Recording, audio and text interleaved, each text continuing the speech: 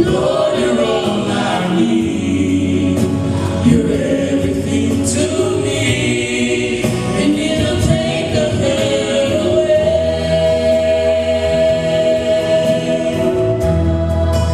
When it seems you're all alone, praise His name. When you feel you can't go on, just raise your hands and say, greater is He that is within me, and you can praise the hurt away.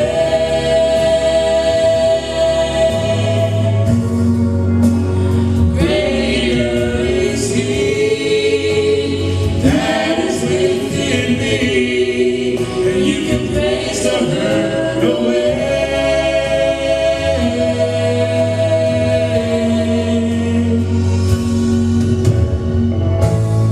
If you just praise His name.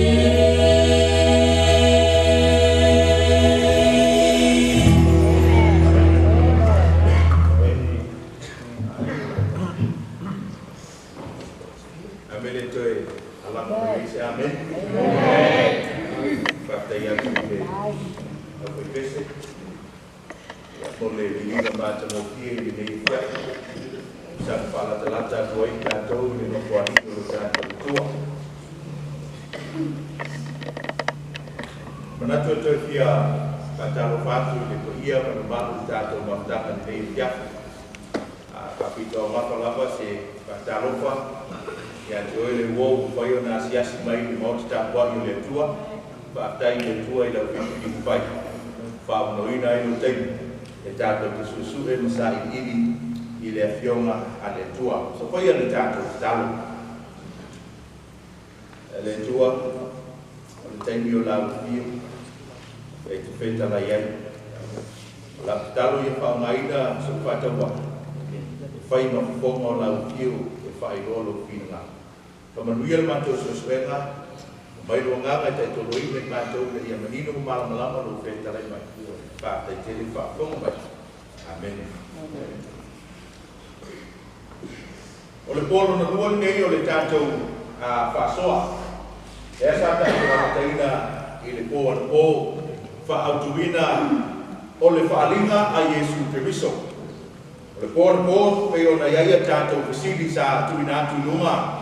Etoe sa ili matoi sosue ai petoe fa manatu ai le tato sosue ngana po peta yale le afiafile nei ole fa solo ia le tato sosue ngana fa tuspa ia ole fa solo ia le mai moanga i le autu na lua tusi alofa e fitu tusi alofa e fitu matau kumua ia te amata le kuiba yo o le tau ko tonu pa ngata le lua suma le lua o ina le ata o to ai le suenga o le afiafi le nei ele o se mau to tampa matalaina e ai le tanto numa wa sinafia mai loa e le tanto maftama le afiafi le nei e ape ata no e tu si lo fa pitu o no winga wa tanto tarano e Ekalesia pitu na ave yai tu si alofa a Yesu Kristo.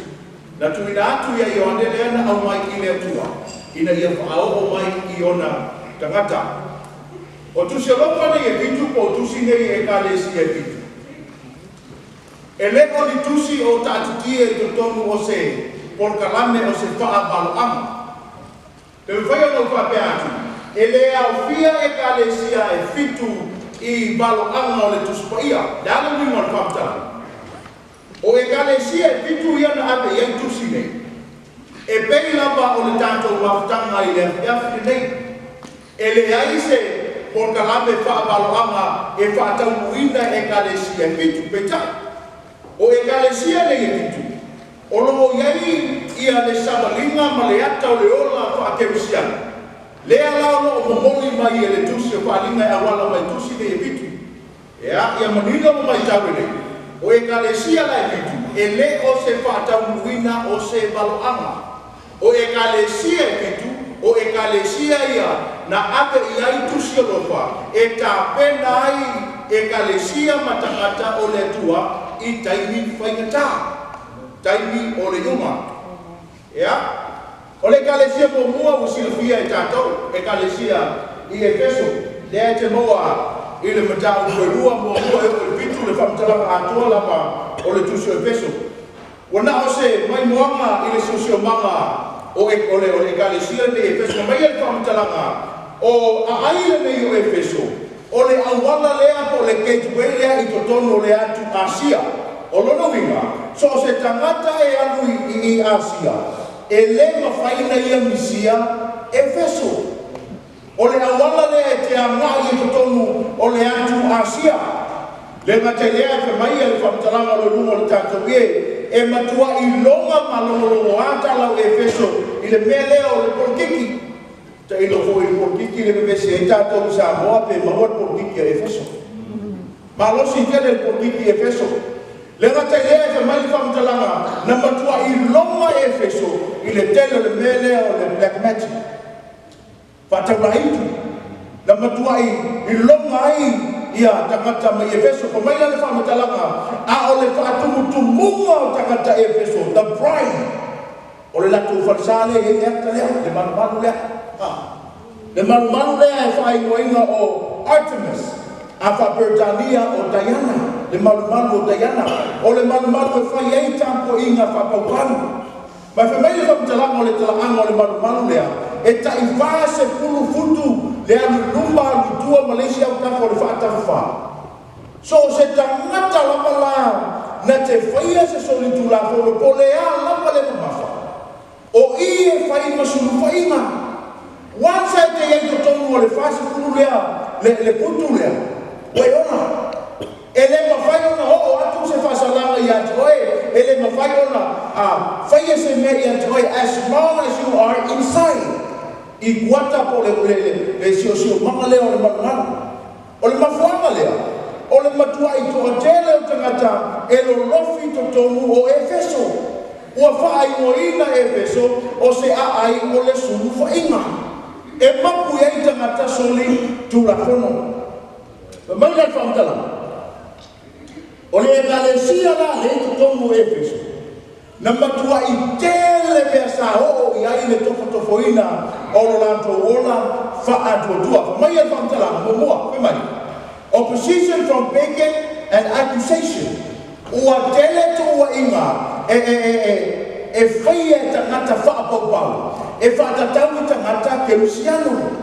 Lea lo rotu tutongu o le aile o Efeso mafu mai for their refusal to participate in pagan religions and activities. O te mi umalapalai musu e tangata ke Luciano po tangata o le Ekalesia lea a ke miso e o e whai lea e mananao mai ai ia tangata whaapopau. Ona iai leo tua inga, ua tua iai ina tau, le ngata lea mai le whamatalanga, ua accuse tangata Kerusiano, o tangata atheist, e leo ni tangata lolotu. Mafu mai, e mumusu tangata Kerusiano, e la tau te tapua i le empora po le emperor, i le tutongu o le ailea o Efeso. O le si tua inga tele na matua i tinga ina ai e tangata o le Ekalesia. O le tua inga le whai mai o tangata e lato te aina se tulo ia isi tangata. Cannibalism. Mafua mai. O le whai whamantunga tangata Kerusiano. Ai wharolongo atu tangata whapau whapere kala tangata Kerusiano. O lo tino mo lo toto le nei ua matua. Talia. Ina talia ia le tino mo le toto o Keriso. I le manatu o tangata whapau. O le whai ai ngā tangata tutomu e whai. O no mai o lea mawhai le tua inga, o tangata Kerusiano, o tangata ai tangata seitunau. No te sina whia lauto. O tua inga ma mea umaia, na matua i te lele o onga male whaawhainga tai o le Ekalesia a Keriso i totongu o Efeso. O nau tua inga ia, na lusi pe ese ai le right o le tangata Efeso, e tapua i sa roto ai i lona tua. O mai la man whamtalanga. Ono le sio manga leo Efeso le na tātou babai ai. E te mai tawina nga le awala na present mai e Yesu i e tono le Ekalesia. Sila mai te riso. Ua matua i te lele a fianga o tangata o le Ekalesia. Fa mai no pa famtalanga i le awala na present i Yesu i e Efes. Fa mai. O mea le ua fai atu ai le u e Fetuvia. E Fitu i lona lima tamatau. O le sabali i fea. I to tono tu ngala mepa aulo e Fitu. Dame mi mo le famtala. Si da fai ka tasi le utal mo. Fai tam fa mo. Fai tam. Christ is fully present, in control, and aware of the church's conditions and needs. O mi ai tangata kerusianga ona o le telo netu wa inga mameu o iai. Famaya famtalanga a Yesu ya te lanto. O wao le uku Fitu e Fitu i lo lima tamutamu. O wao le sabali tutonu o le tu ngala mepa. A famaya no le whauinga ina. Christ is fully present. Au tinga ina le Ekalesia i Efeso. Christ is fully present. I totono le telo Efeso wa inga mawhawhitauri. Christ is fully present. And in Atenea, in control. Olo fato tonu ko lau ke biso I mea uma lo tupu tonu o le Ekalesia and aware of the church condition. Mala le ke biso I le tulang ono ia I le Ekalesia ai Efeso ai foi la to fa vitauli. Ele to tau fa mtalaina. Mai fa vitauli o Efeso. Fai tau fatasi pa mo le tau. Fai tau. They were backsliding to love. In their early days, the Christians in Ephesus were known for their faith in the Lord Jesus and their love for all the saints. O le whawhitauri o Efeso. Ua nei rora lantoa. Ua ia lofa. A whaitawina whamtalanga tusi o Efeso mtau mo hua whepe suma le lima. Lua mea te tele nei loa I Efeso. Lea bati mo I. They were known for their faith in the Lord Jesus and their love for all the saints. Lua me te tele. I loa Efeso, ono lato whatua tua, ono lato loto ia periso, lua. I loa Efeso, ono lato alolofa I le auso. Tō tele lato e whamatalaina vaenga lea, o le mele tupu I ua le loa le alofa o Efeso ia periso. Don't get me wrong. O le mele tupu por whawhitau I Efeso. Their faith is still strong. Malosi e whatuatua. Their faith is still solid in Christ. Ato si fia le utu. O le ai le alofa I le auso. Their love for Christ is still there, still strong, solid, firm. But the love for the fellow brothers and sisters, the saints, were lost.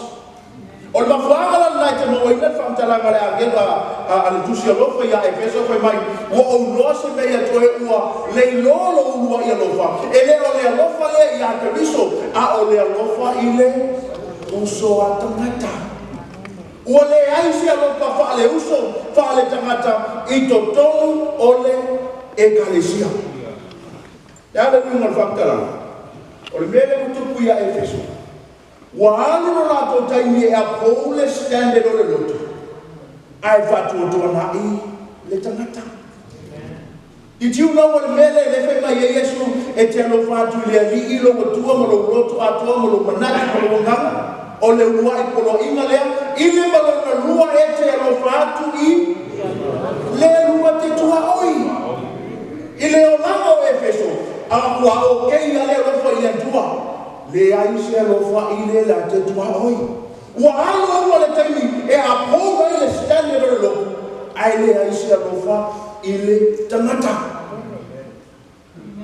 No mai no le wa mai e Keriso le e kanso po le apopo inga I le Ekalesia. Fa mai le famtala.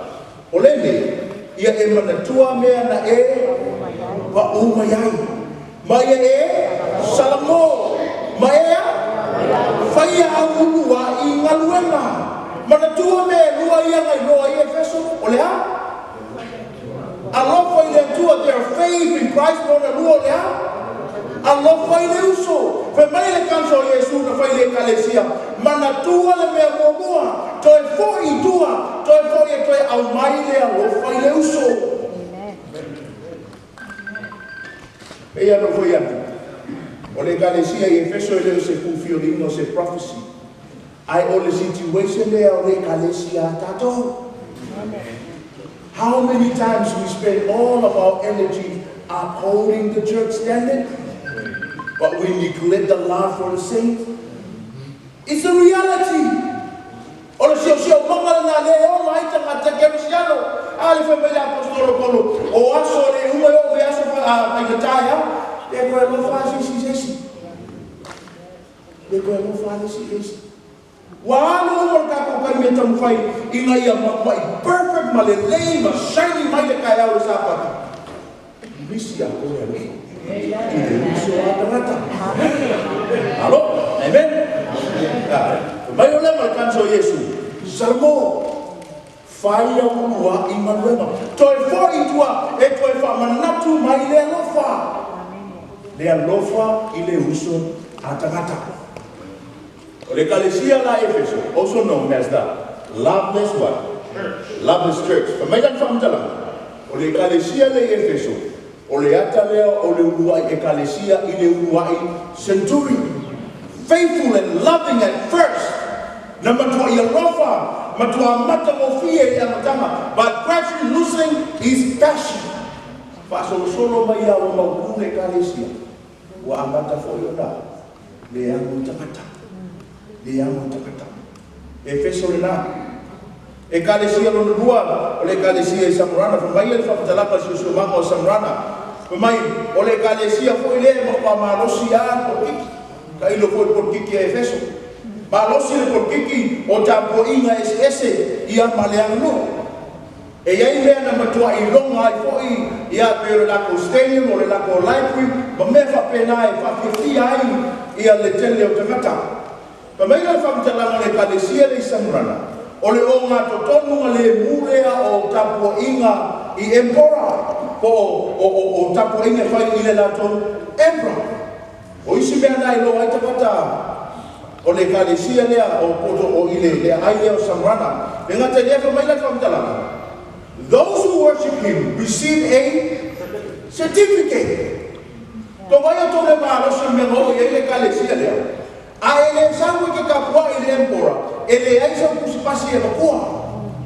Olha kusipasi lenga, e a laura eu e fai a kusingisi. Olha kusipasi lenga a laura eu e que a me fai me que loto iai. The only way you get a royal certificate, olha sangue que capua ele empora. Ale capua ele empora, ele aí foi salva. São kusipasi mau.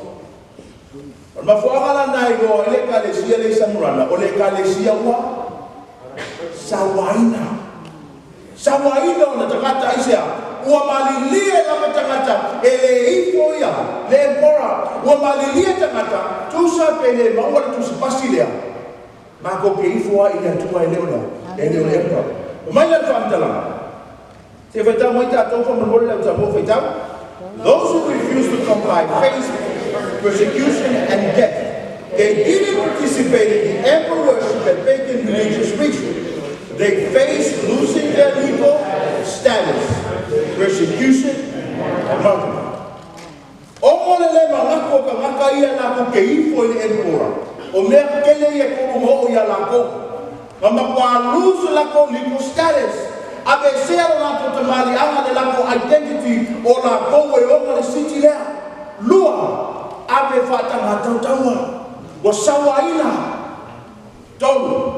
Wa fashotia yoti fa amaduro. Ele fa ngofia ile mea na ui ma yeta ngata le Ekalesia. Ele le Ekalesia Fitu. Ekalesia Kelsiano. Ekalesia etapwa ile tua. Wamalilia la matangata e abese lo lato a sio mama lato tangata mai Samrana. Wamalilia la ba e fasiotia la to oti fa maturu. Aile abese lo lato talito lunga ile tua. O ai le tua. Mai lo la mal famtala. O ma foi la o situation le ama le sio mama le Ekalesia le. Ngasampo ya la Yesu present himself according to the issue. E petau i lei, ma le whawhitau i la tātou wa i eisi petau pa mi mo le petau.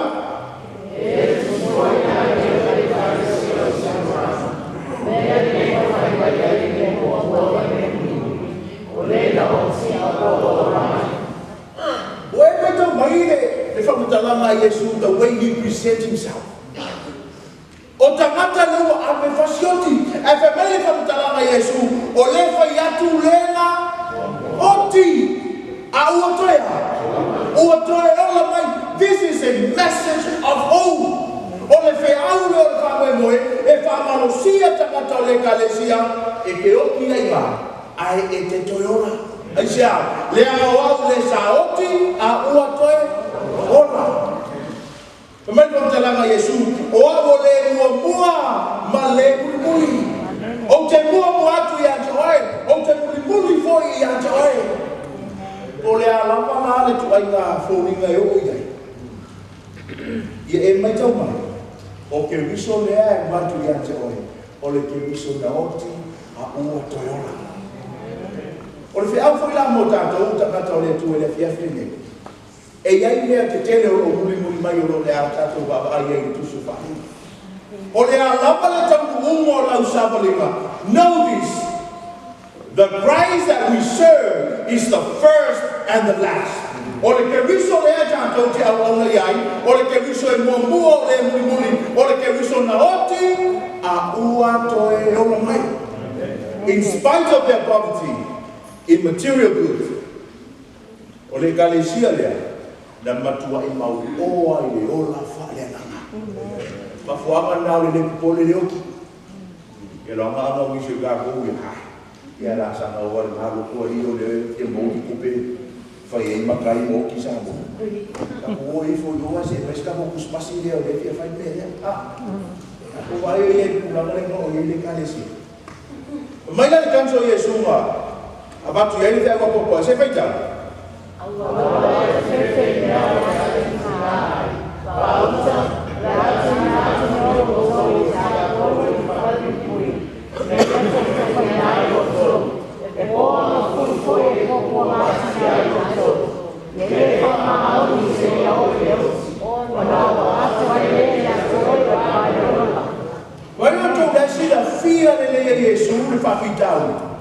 I lora le Yesu e iai tangata whatuatua e le popole pe kulia e se rato e le popole pe feoki whamaturo pe ave e se rato tamali anga o rato o tangata samurana le popole ai mai le matala Yesu awa lava e te fefe i mea o le a e o tanto la lata i aso whenata o aso reuma e iai me te tene o le antuku a o le whiau la patai a kemiso o le whiau whamoe awa e te fefe awa e te fefe kumai man whamtalanga ia e whamaoni se i o i le oti ona o abatu mai le i a te oe ole pale o le ona. Did you know o le comparison lea o le certificate le maua mai le epra. O le certificate le maua mai le epra e mawhai ai o whaakura kisi e whaingaluenga ape na whamau le haonga. A o le pale o le ola lefe mai ke miso e maua le tangata manu mano le tangata whamau. So le te pule ai le univesa atoa. E te pule ai le univesa atoa. E a mea e matupu moosi taulanga o le univesa atoa. E whawhela ma kaupea samurana i le univesa atoa e pule ai le tangata. Mai ke miso, au e te fefe. O le Ekalesia le auso no o le Ekalesia na whaasawaina. Le Ekalesia lea e wha a longa i le teimi lea na i le lua anga i le tonu centuri. Le teimi o le pule anga le malo longa. Le pule anga lea na matua i toa tele tangata kerisiani usanga. Whapena o na sawainai. Lona tonu, Ekalesia i Parakamo. Mai e whamtalanga o le sosiomanga o le Ekalesia i Parakamo. Mai o le whatumtumunga lea. O le siri lea. Mana tua e feso o le gateway. Lona lua ia e ai le pride. Lona tonu o le capital lea. O le capital lea o Asia atoa le Ekalesia i parakamu e whamai e le whamtalanga e longa la tangata ia o tangata a tamamai intellectual o tangata pukoto o kangata sua e whai filosofia kaka o tangata whai whailonga o i fo i le ailea e iai le tangata na matua i tautaua i ona poia o le whamai kata leo kale ia po i lama i te whai moi nai o le whamai le na matua i longo ao na tala i to tongu o le atu Asia. A whamai le whamtalanga i le teimi la paitasi, o tangata uma o Perakamo, e matua whaamalosia ina i a tapuai i le emperor. Pe la to proclaim for that Caesar is Lord. Whaamalosia. E makua whaasao e anu, e a moa molo whai mai a mea o Caesar is Lord. Le ngata lea e whamai le whamtalanga, o i le ailea o Perakamo. O inga a maka kwa i tampo inga i le embora na a mata atu i. Le ngata lea fe mai le whamtalanga o le isi mea matautia i le ailea o i le tuai le maru o tangata lea o sus. O le isi lato o tua lea po le tua lea whaatustusa o le tua fofoa. I le taimi la mai tasi. O i o fe mai le whamtalanga o le fale lea po o le ailea e lo foi tangata lea. E muso e whaani waki ni te usisi. O le tangata lea na tautaua pe mai longa whai mai o ia o le atua e mawhaina toe whaola mai le tangata uoti pe mawhaina ia whamalolo foi le tangata mai lea iai ia le lea tane eise sina te lor me e me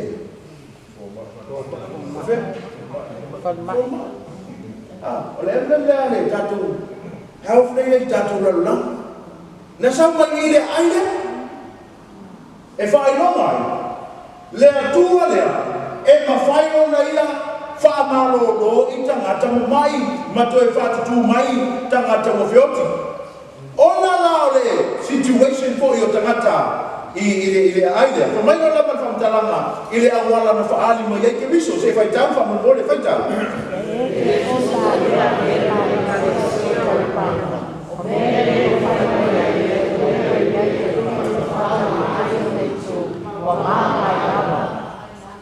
vai ele agora le é presente vai aí ia lentu foi mai o le ua iai le pelu e whaatau ma ai o nei tu ua matua maa lava sila fia le e ke miso le pangatia ma le olanga whaingatau tangata le e i le whaamalosia ina ia tāpua i le mpora vai lo pe Yesu vai o tau le Ekalesia o au le pelu e whaatau mai o nei tu i le aso la whamasinonga o te whaatau mai o mai la tau i le aso le whamasinonga ke miso e le ai fisio la tau e whaasawina o le melea ia o to o nusai ai ia sili atu o lo to pepe le ke miso awa le ke miso o le pelu e whaatau mai e ila le whawhitau mi o le Ekalesia se whaitau whamamo le whaitau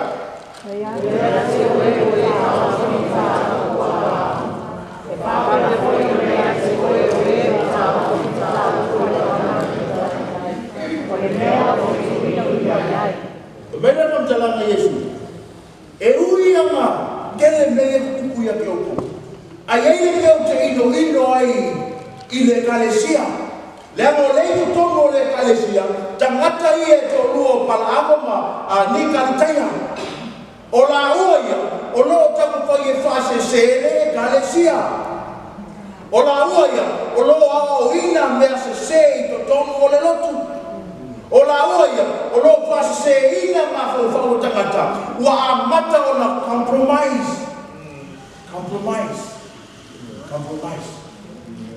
Pamai lo ko mtalanga Yesu o te ino te le ya tama ya Asia o la ua ia le mo tama fa ye compromise le lotu ua tama faina walia e fa fe pinoi me ko ia ale atua ma be ale pa ia ua tama faina pa ia e tu re si vai to no le lotu tu re si vai fa fo ai o fatasi compromise ai le mana ia la le pule fa o Yesu pa me a Yesu Wah, yuk, wah, ya, kamu Yesus.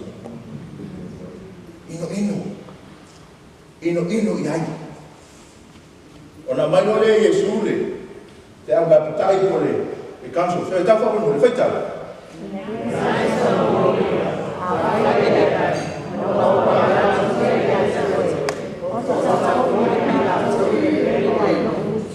Vai lá no Yesu, vai cá coloca po Ekalesia. A fai o iai ia se pala amo po se nata tai e to. Salamo. Mai a fai le ai ona o va be alu watu le ia oe o te tau fo i mai la to i le pelu ai lo mutu. Matua ino ke riso ia o ma se se ta mo fai ta mata ta la i to mo le lotu. Mai mana famtala o te ino iai a ele salamo o te va be alu watu. Rono wingo le famsi no ngale tua.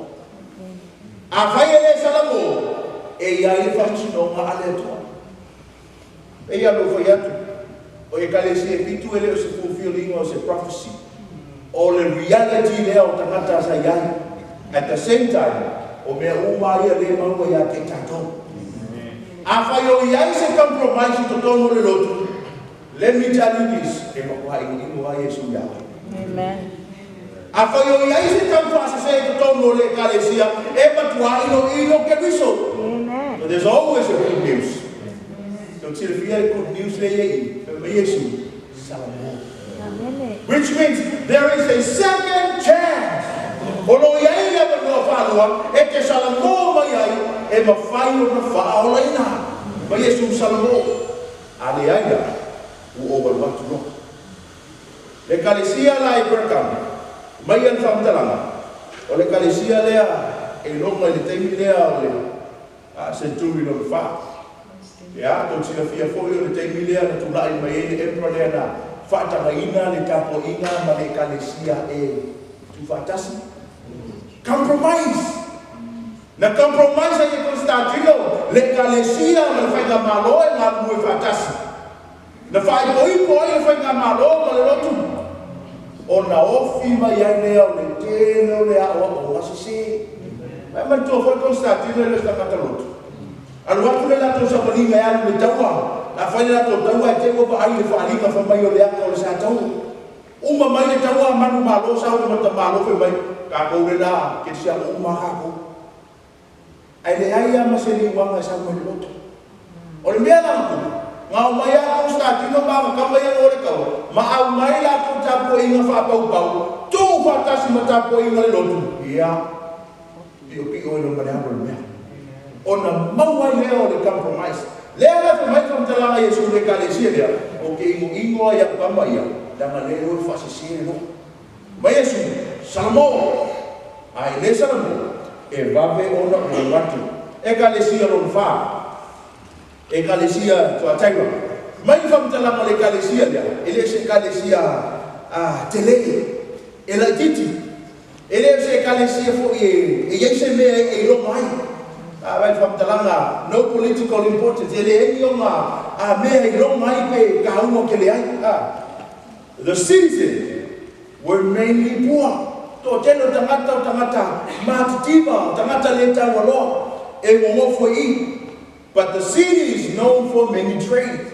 Ai le tingi e tasi, o le taulanga lea, e longa I le telo fe fata wa inga e foi ai. E le engi mea ka aua e mawai, paua leo le mea le ka wino ai le city lea tuatei.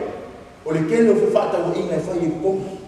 Ai e whaktalanga, te vai tau mai tatou te bofa mo vai tau.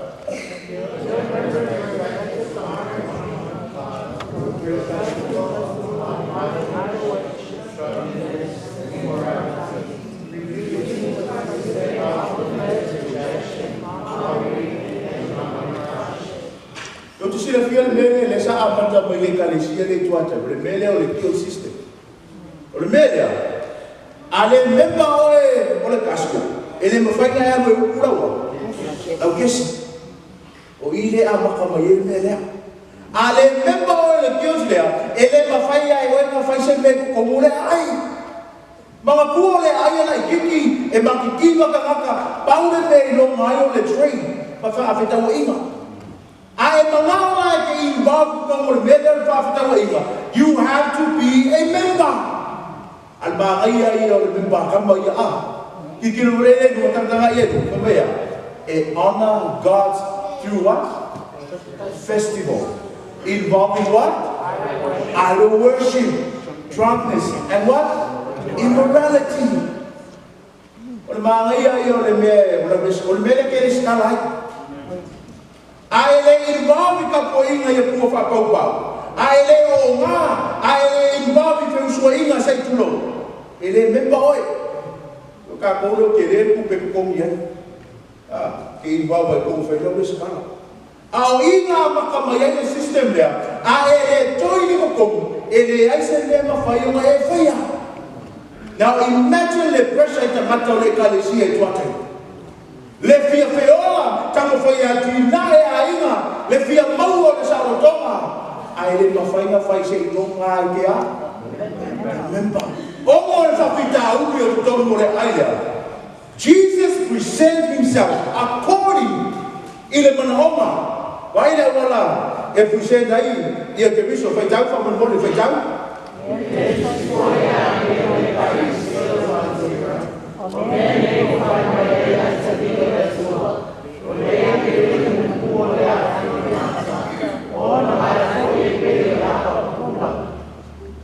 Kembali dalam Yesus dia kalau mau Ekalesia. Sorry. Oke malam-malam wa oleh teri oleh tu. O mata pe oleh afi. O vai pe oleh apa? Ua makua pula. In other words, we are going to talanga Yesus. Pemain fa talanga. Sorry. Oke fi wa kan binu ke no upa ko le na fa. Amen. Ole winga ngale mele ole afi mu ona mata. Nate sila fia mea umala. Le winga fa talanga. Vai pe ole apa pula. Ole fa atusa le ole matai tu winna ke riso da every movement. So se mea ka mi lo ka ka lo ilo uma Yesu. Pero si so talanga. Afeli ko mai ko ole mai ali ko ke lo wa ole atali ole atu. Okay lo uma me uma. Ko ke fiu ko ke ka mi lo ko pe pelo mai o ahu e pe ole. Apa pula. Okay lo uma ke vie ko ke sisiva ko mangama ko foi ko pua. Inga ia mafaia ko mawa fa mangianga. I am the Son of God. Fafio e pelo mai akia. O amo le antali o le tua. Ele aise nea emola. Amen. Did you know that this is also the same message for us tonight? Amen. Ele usau pisidisi, ele usau waya. Ai ka ku ki au auma i le antali o le tua. Amen. We serve the Son of God. Kako ki ka pua i le antali o le tua. E pe o le afi o na mata. O le apa pupula o na vai. E fiu e ka bimilo i fu. E lo oma. E ma fai mai lafi mai nesi o so ata. E ma fai mai lafi mai la baba o to rua. Ko ai ama. Ai le ma fai mai lafi le tua. Amen. E le ma fai o mai lafi le tua. Ua iai tangata o le Ekalesia i tuata ina. Ua amata na tō sina na tō roto. I le melea. Ua whiau e whainga la tō membership i. Mei le tua. Sorry. Ke ofo o li e. Ia ke lo umba le mea mai. Le mea mai whai. Whawhita umi. O le Ekalesia se whaita whamu. Whaita.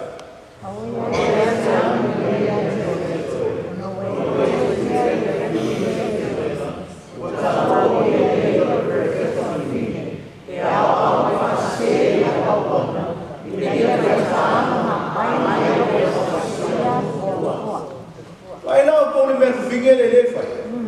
Aua ia te au ni nai me ia te oi ona ua e tu pe a le fa fine o ia sa pela. Ua ta ua o ia e ia e ka ua ia o ia perfecta.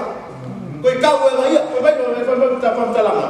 O ia perfecta fine e a o au ma fa se ia o ona ina ia vai ta ama ma ai me o fa sia o tua.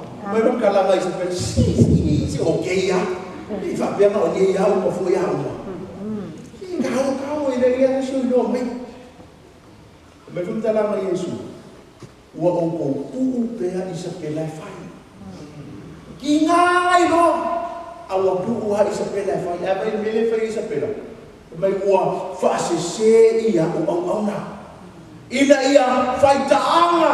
Te mele le kongo ia. Le skala le a. E wala le skala i kongo le. O system lea. Whai taanga ma ai i me ua whasia moa. Mo tupua. Mai lan whamtalanga. O le file leo Isabella, e whatu saina lea i le spiritual compromise. Ua makuai a kuu whaakasi lama, le ola whapaupau, ma le ola whapaiei. O le mea nā rotu. Ua makua whewhinoi lea pa ia ma mea le pa ia. Ua le mawhai e le tangata o na whawasengaina, mea le atua ma mea le tiangolo. Ai kuku sira fia. E leo tangata ungo le Ekalesia ma o i whaila ko membership. I ia le tu. A kongo ia iso ka kongo le wa maka mo i whai membership. Ai leo tangata ungo. E ki mo inga whamtalanga mtau pe lua suma whafa mea. Not all members of the church have what? Signed it. E leo tangata ungo. Which means there is a remnant. E iai le whanau totoe le tua. O i la tolo ta ofi i le wha totoa. Who has not known the deep things of Satan? O ina toa le mawhainga lako whakainga, lako ke rulibuli ako i mea ia, a satani. Amai lo mali kanso, la kanso ai a ke misa whaitau whakainga, whaitau. Aso mai o mulu o mai ia, i ia koko a se ia.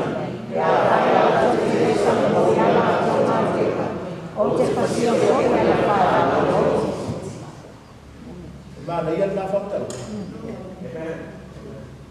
Ini mana ia? Mai fakta la fauta. O au o te lafo ia te ia ilea. La me ave foi mo. La mo. Le mo mai fatino ai le fitanga. Te pia ngai ko kiri ro mai e le mo le fitanga. O le mele o tupui, o le mele e mangau e ke mai le tua, o ke kuakua lao e se e anu mai whai se ia e oki e ia. There is no turning back. O le mele o e fia fia ai, so le mele o zoe e ke oki e ia i mea. Ale fe mei whamtalanga tuspa ia. O te lafo ia te oi le muenga a toa ma e ua ua. O e muni lulua. Lau mai na uma le ko ke ia ko ke fia melea, ko ke fia ki uma ia ina. Pe ia le Ekalesia le ngau maku. E ia le fia au fa mai mai. Mai Yesu. Pe a faila tu te le Salamo. Salamo ni no. Salamo ni ya.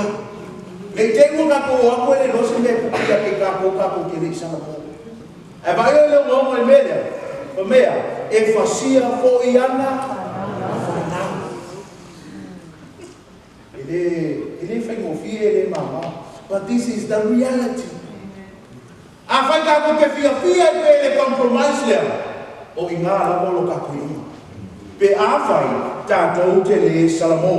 O le Ekalesia lea. Le fatu saina o le Ekalesia ua tawhea o amata o na Solomuri tua. The Pastor Church. Ekalesia wa amata ora mate wa letoe ola o le Ekalesia wa tawhea atu o le tangata o le temitonu wa lea o le centuri o na lima the Middle Ages wa amata ina tawhea atu le Ekalesia o le malosi o le compromise Dona lima pamai whamtalanga o le Ekalesia i Sartaisa o le Ekalesia le pamai whamtalanga o le Ekalesia e fausia i lunga o le aituai o le aituai lea sai longa ai le ai lea. Pe tai ua whato i aloina. O na mai leo takata mo tu e whango i lisi ai rumo le aituai lea. A le aituai. O le ai lea sa whaima mita mitanga o le atu asia. Ai misi lava i takata Sartaisa. O le mea lau tu. Wo mai takata mo tu e whango lato o ai rumo le aituai. Ngā oa lea ma mimika ma tau ave pe le pride le sa iai. A le pride sa iai. It belongs to the old city. E leo le city fou. Tō te mafuanga nā, e te mauai le whakapenga, o le Ekalesia le whamai o le Ekalesia. E ola, a ua, oti. Lai mika le aituai, ai leo le aituai leo iai, o le a aifou.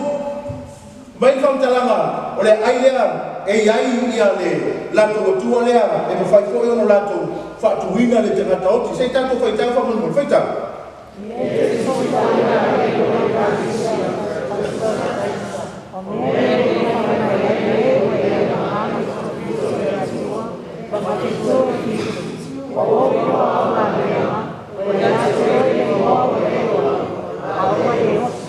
But the reputation of the Ekalesia, fell by four by Yahweh. Fell by four by Yahweh. Walk. May walk long man. See the fear lady, we saw the Melewa, Mokupu le Ekalesia there. E ngā mawhoringa mai e pokele, whoringa mai o rei tangata. Ai le aise anu luma. Uoti. Au tiri fia lale, pe au la puta ia Yesu le Ekalesia. Whai tai whamungu, whai tai.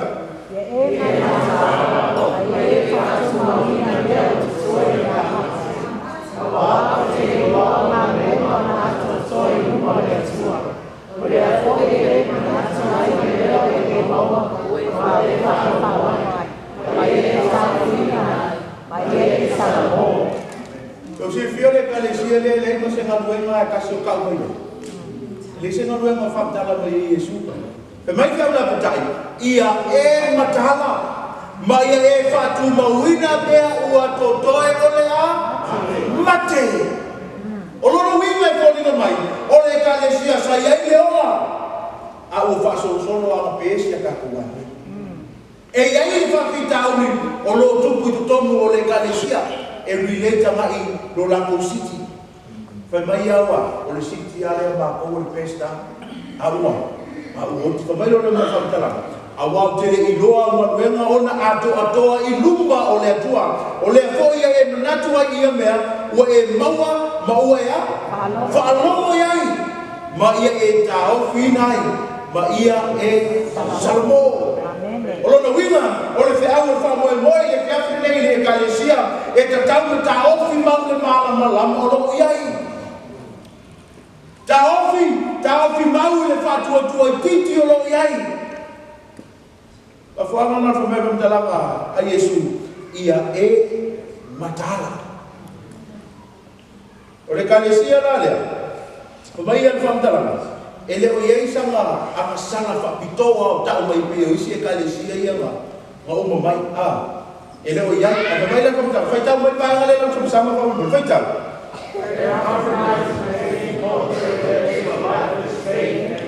Gospel witness.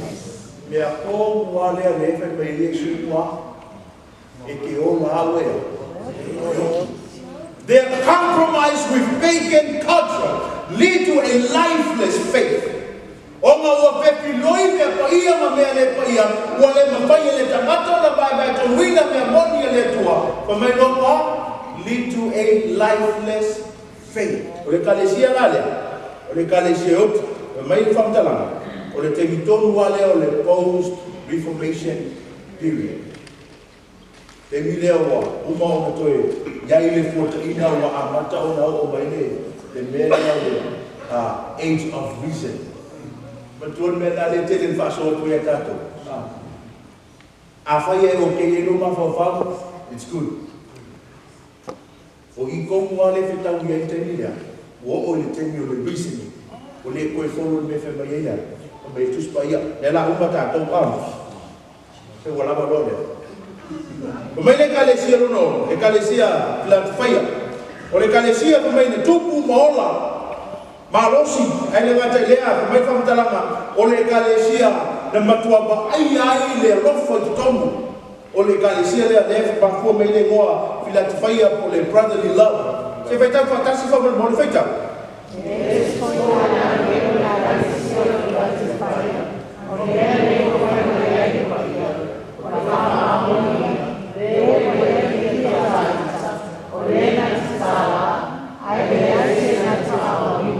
Olena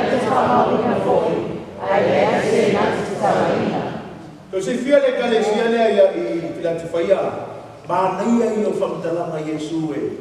Uplift na i Ekalesia lea ono le leo lako stand. Lea lofa lea. Mai man whamtalanga Yesu. O mea le mo whai mai ai le pa ia ma le whaamaoni. O le o iai le kia tawita. O le na te tāla. Aia.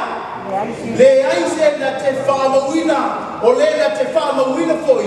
Ai le ai se na te tatalaina. O le wima le whamtalanga. O no le o langa ma le soifuanga o le Ekalesia. Ua tatala e le tua le tele o apanoa. E tupu maola ai le Ekalesia.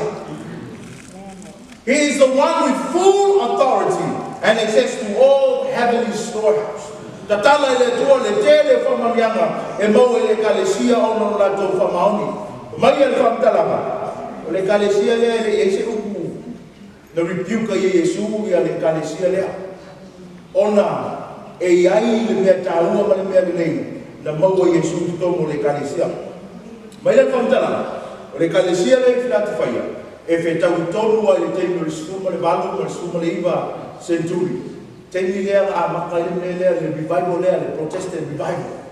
No si fia pe a whaiti fo i le tala ama no tātou laulanga. Lea sukuma le walu, le sukuma le iwa centuri. They saw a significant na matuai tele le mele o le ola po ta ina o tangata. Na toi revive mai ai le tua i a tangata kerusiano. Malatu tu i wha o wina le Ekalesia. Ekalesia mumuli o umale o tātou whaasoa le Ekalesia lao te kaia. Mai e whamtalanga o le Ekalesia na matua i tele mea te tele na iai. Tele le tamau ainga i tupe, tamau ainga i aulo, maua i a vai e fō ai i a maimata se turou. Tele le tamau ainga sa mauaina e tangata whamai e whamtalanga e matua i longa i a lātou treatment. Ia mo le whamai mata. Ai e iei fo i la ia le awa so tai mai ai Yesu le Ekalesia. Se whaitau whamai mo le whaitau.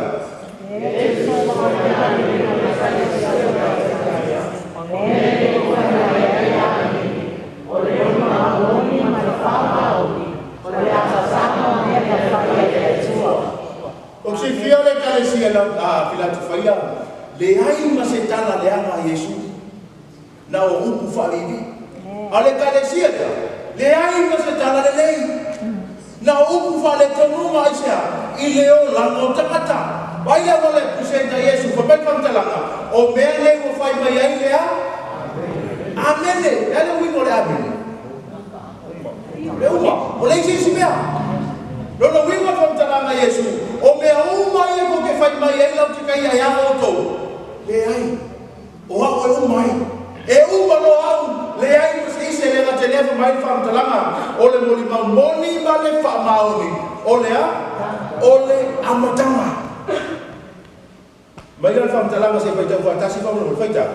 This church is in such a bad condition that Jesus has nothing positive to say about it. O le Ekalesia le matua le ai ma se mea le lei e maunga mai ai. Ma whaanga lea. E le ai ma se tara le lei e Yesu ma whai ai. Mai ma whamtalanga. O iloa ma luenga i te a, e maalili e te le vela. Whalea? Whalea o lua. E ke le kui o, ai ki kule o ngā kongu. Ke ingi mai si me ia ma, whai whaatasi ai lea. O ilea mai e Yesu lea ta whaatusa o le vai lea, a mata mai luo i. E o mai iu mai vela. E sau mai ia mai vela e o mai laloa, mai mawhanawhana. Wale aise mea ma whai ona, whai ai, ona ua whewhi loi le maiwa, a mata ona malili. O whawhitau ni na o tangata o lau takaia, mai le wala nā popoa e Yesu, whaitau whamanole, whaitau. O te whaiaki o te kore, e whaitau ati na tau au mo whamahari mai ana, ina e tamau ai mai, o sina ina ie o kowai, ina e ua maa o mi o langa wā, mai ka masa ina e o masa, ina e ulai. Ma Yesu, sau ia kia ue papo ia me siri o le tau. Amene. Sau ia kia ue amene. E mau ai le atoanga o mea umalama, tau te sina fia la o tau, le au paia, le Ekalesia i Efeso, o le Ekalesia whakaila whamatalanga ua le ai se alofa po le lole mo e alofa fa mai Yesu o au le uku I Fitu fa mai le fea fa malo se Yesu na ave le Ekalesia o le manu o te abatu ia te ia e ai le la o toi fo I tua I le ulu e alofa Ekalesia sa morana fa le Ekalesia sa waina fa mai fa talanga Yesu o au le moa o le mululi o le na oti aua toi o la mai le fea fa malo se Yesu o le manu malo ele a faina lava ile o te whalua. Ekalesia e programa fa mai le whamtalanga, fa mai Yesu, le ua iai le pelu e whaatama ai o na tu, ua maa mai lava, fa mai le fea whamalose Yesu, o le a manu malo, o te avatu ia te ia, le mana I lilo e aiai. E ngatai lea, le Ekalesia e tuataira, fa mai le whamtalanga, le atalii o le tua, mai la mea fa malosi o le manu malo foi mate Tusi a Lavea seia o le matama e abatu ia te ia le pule luese le Ekalesia sa taisa fa mai fa talanga le Ekalesia woti mai fa talanga Yesu o a le ia mama to Fitu e to e fa ola mai ai le Ekalesia mai marana fea la tai fa malosi o le manu malo e fa ofwina ia I ofu sina Ekalesia la te fai fa mai fa talanga Yesu o a le ia o lea fa mau o le manu malo o te fai lea ma poutu I le manu malo o lo o tua Ekalesia la te kai fa mai fa talanga o ia o le amene o le moni mamoni ma le fa mahani fa mai Yesu I la te alfa malosi o le manu malo o te abatu ya te ia matea mate fantastic Lavea o fe au Ekalesia Fitu pe o foi atu ele o se fa tumuina o se baloanga ai o le soifanga le na ola ai tangata I Ekalesia I Fitu o le soifanga foi le o ola ai o tatu tangata I ona pone a mai e keriso le fe au fe taui ma le mana oma ma a mai ma le fe au fa marosi a fe te pita wina a pai na mubuni e faso fe mai Yesu o le manu malo o le manu malo o le manu malo o le alama le tuai la Ekalesia o lo bali mai ai lo ona falenga o le fe au keriso ya te oi le fia fine o le manu malo e iai le anu e te manu malo mai ai o le alama le forino le Ekalesia o lo e iai I le fale anama nei va fonga lu propesi Lord, we come before you, humbled and amazed. You've given us the power to walk in your ways. With every step, with every hand we hold, you call us to be light, to shake the world. Lord, we come before you, humbled and amazed. You've given us the power to walk in your ways. With every step, with every hand we hold, you call us to be light, to shake the world. Shake the world with love, let your mercy shine. We are vessels, Lord, your heart divine. By your grace we'll lift up every voice in your name. I'll go with God. Shake the world with hope, let the nations see.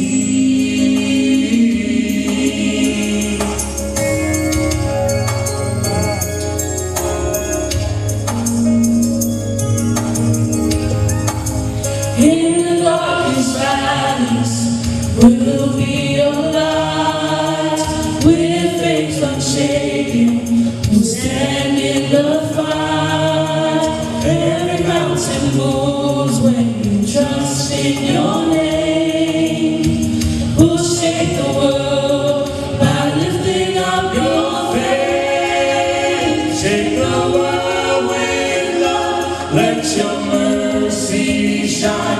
We are vessels, Lord, your heart divine. By your grace we'll lift up every voice. In your name I'll go with God. Shake the world with hope, let the nations see.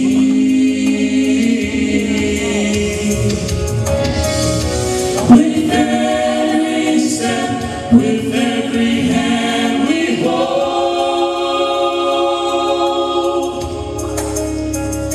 you call us to be the light to shake the world.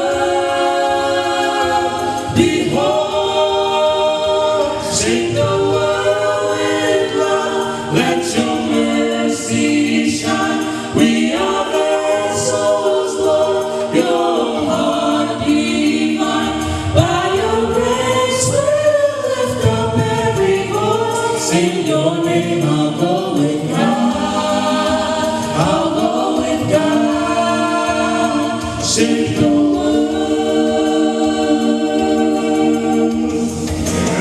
Shake the world.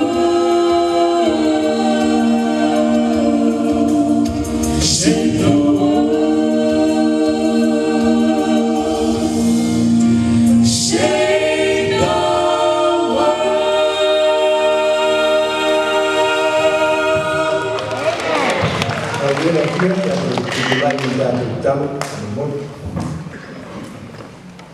Whaptaitele le tua, ilo fina ngalo lofo ia te matou.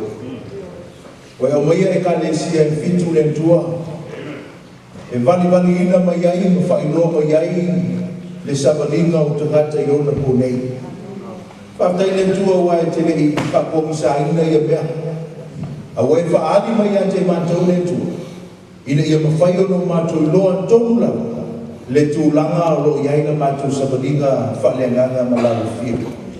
Le tua po whea labo ia Ekalesia o lo whitau iai o mātou soifua, whamulmoni, whesoaswani mai a te mātou. Mātou te whia maua le manu manu, mātou te whia maua le whamanianga wa e whola ina mai, e maua e le tangata manu malo. Whamanuia lau whio i le mawhtanga le nea fiafi, i lantou asia si mai le tua, i a whamanuia whakatoa lau whio i a te lantou. Pe ata ape matu ua ni nei no fua ma whamanumon tai ma leo ro lantou su fua ma tau tue whiloa i le aso a tai au le temi lama whapene a vantu le mi inga man whaatai e tue whaatai tene no whaafomai. Amen.